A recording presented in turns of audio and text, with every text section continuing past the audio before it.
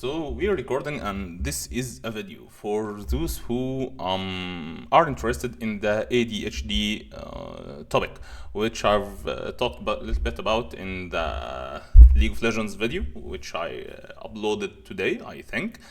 And because it's this particular topic, I've spent 6 years researching because I suffer from ADHD. It's in my case, and I'm gonna explain that here. As you guys can see, I've already opened Photoshop, so it's a blank canvas where we can explain a little bit. It's not a gaming video.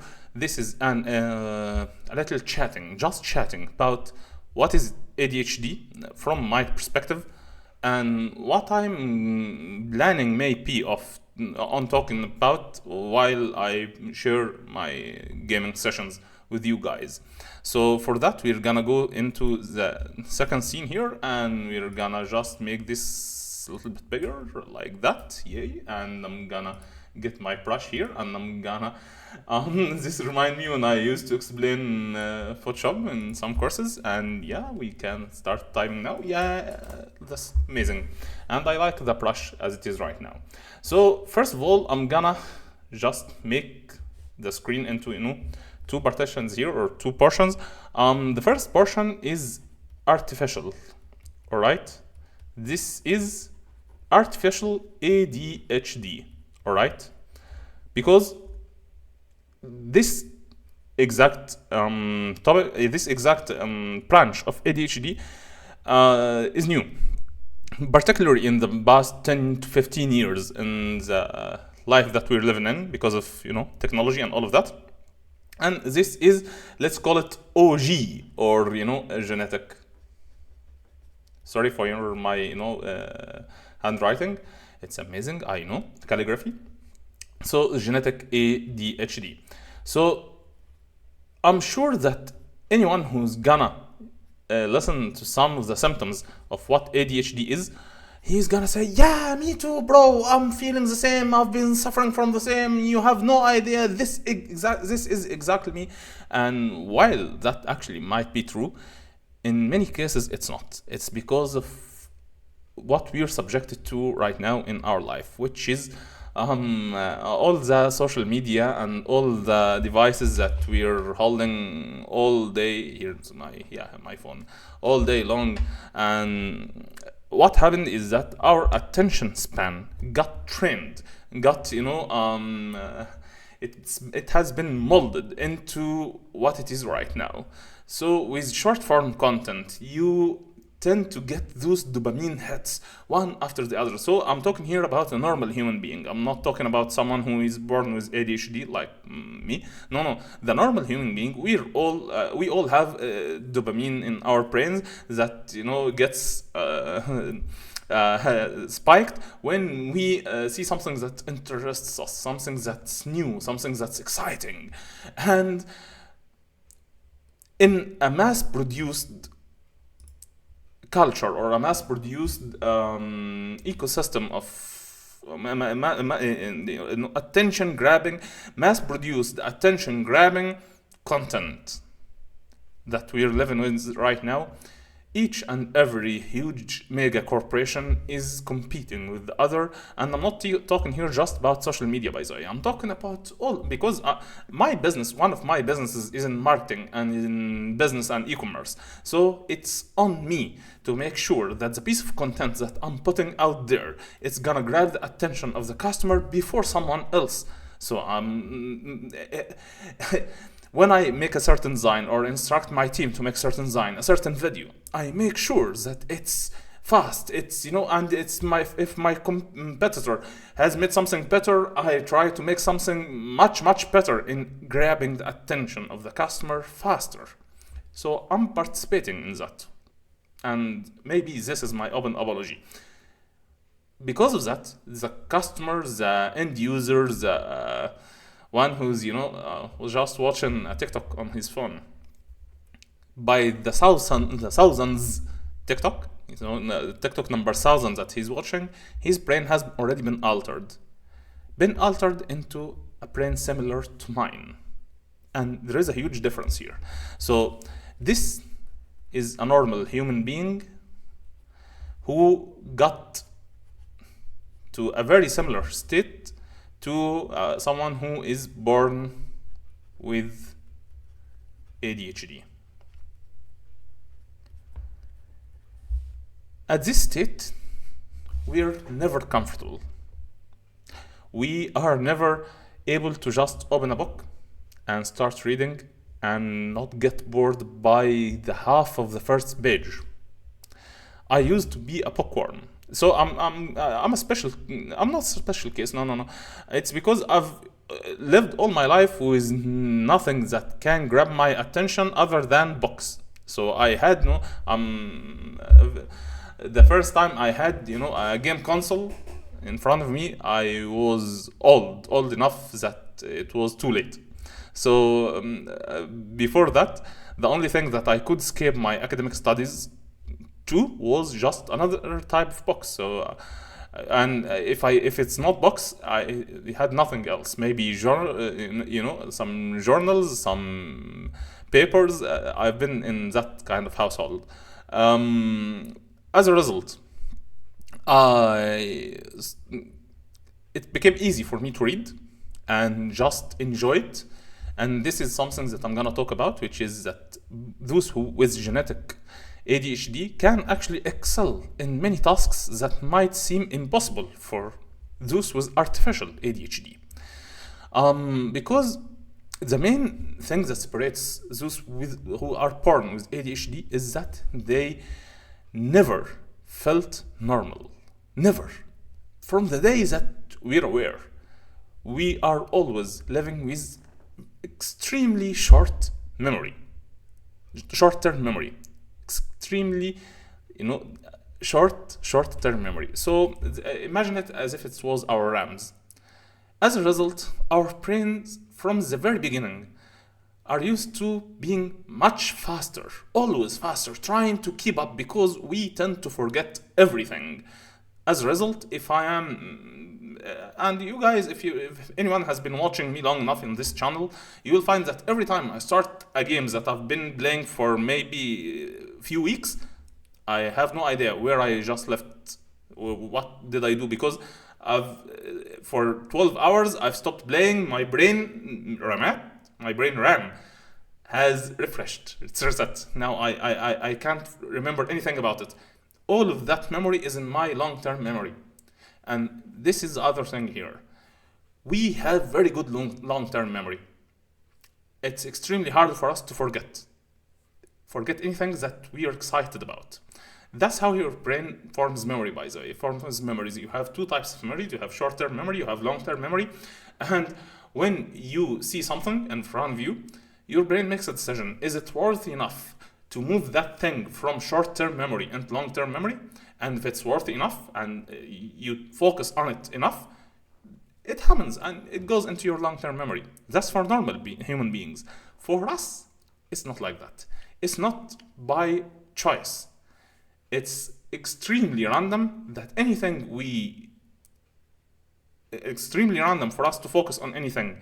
Our brain just decides, on its own. Wow, I'm gonna focus on that color of the shoes that someone is wearing somewhere there.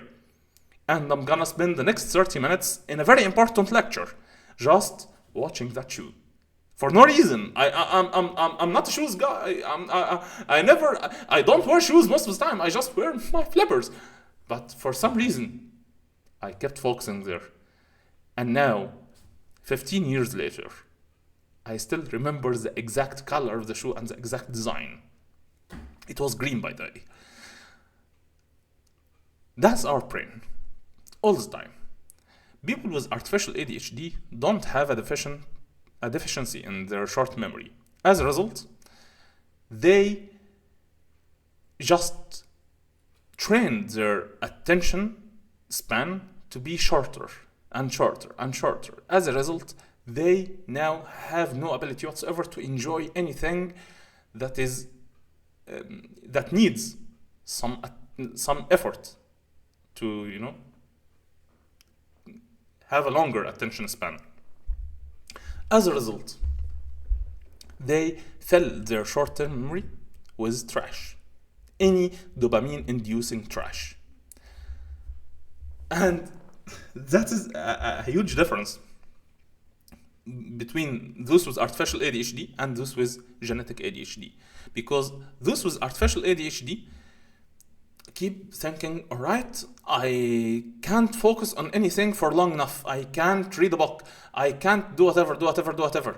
But bro, if you start practicing long enough, you'll be able to do that stuff. And this is the thing here. Artificial ADHD can be fixed. This is fixable. And this is extremely important, guys. This is fixable. This is manageable. It's never fixable. We can never be normal, but we can manage. And this is truly extremely important. And here's the other thing. This is fixable with just CBT, which is cognitive behavioral therapy. This is manageable by CBT plus meds or medication or anything that can alter the chemistry of our brain. Those should never take medication. Those with artificial ADHD, if they take the meds that those with genetic ADHD takes, they will damage their brain. And hopefully it can be fixed, but it's dangerous. Things like, I don't want to say any types of medication here, but those only need CBT, which is cognitive behavioral therapy, which is something that is simply translated to routines, tips and tricks, and behavior. A change in your behavior. It's gonna take time. It's gonna take some effort on your part, but it's doable. And after a certain point of time, you can go back to normal.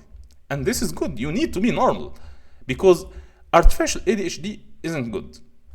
But those with genetic ADHD, like me, and there are tests, genetic tests, that can tell you exactly if you have it or not. There are so many tests now and it's much better than before. It was nightmares years ago, but now it's much better in discovering that. But once you know that you have it, you don't need to feel bad, because this is a superpower. Genetic ADHD is a superpower, because as I told you and as I explained a while ago, you've been like that all your life. As a result, you are now trained to do things that no one else can do. You are the most creative person in the room. I'm not just, giving you some boost in your self-confidence. No. This is fact. You are the most creative person in the room. You are the out-of-box thinker in the room. The reason for that is because you cannot think inside the box. The box doesn't exist for you. Reason for that, again, you have no memory to hold in all the rules of that box.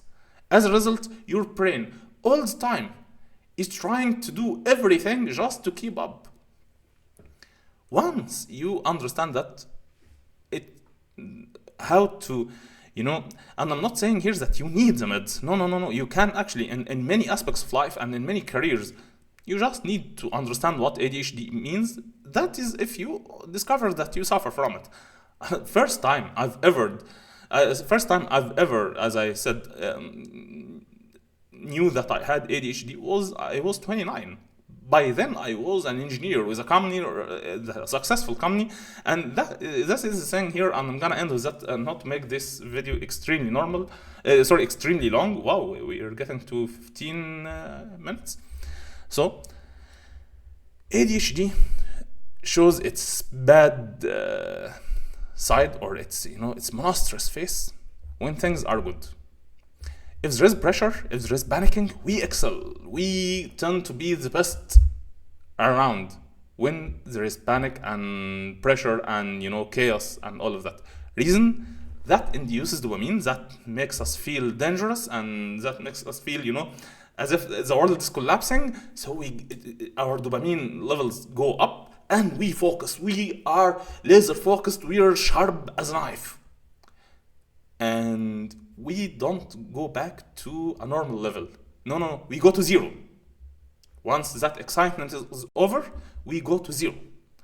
As a result, whenever it's normal, it's another Tuesday.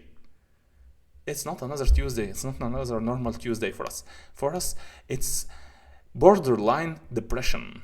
For us, it's I'm sleepy, I'm struggling, I'm trying to find anything that can get me excited just to get out of bed, even if you are getting out of bed to an extremely successful life, an extremely successful career, a very beautiful wife, a very nice car, all of that for you, you just get used to it much faster than anyone else. And as a result, if you don't understand what you have quite well, you will do things that you shouldn't do.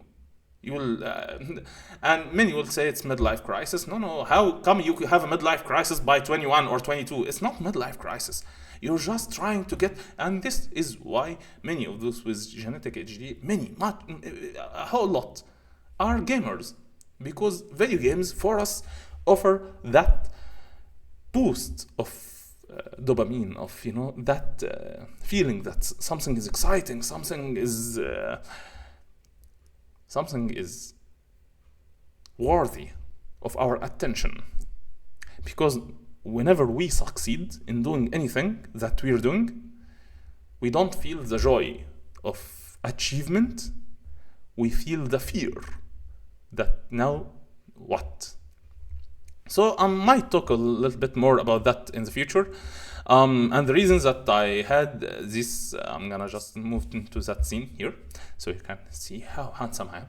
So I've recorded another video with Hikarim actually on Aram a while ago, and after it's all recorded, I tried to play it back and it had no sound. And that, and in that video actually I talked a little bit about all of that. So I thought, no, I'm gonna have that as a separate video, and I'm gonna see if it gained traction, and if somebody has decided to watch that, and if if it performed well, yay, I'm gonna keep it. If it didn't, I might actually move it into private or unlisted, or delete it or anything, because well, I'm giving all of that on YouTube. Just I'm giving it a little bit of my time right now. I'm really doing that. I'm uploading much more than I've ever done, and hopefully I can have it be something sustainable. I'm not looking for the monetary gain out of that.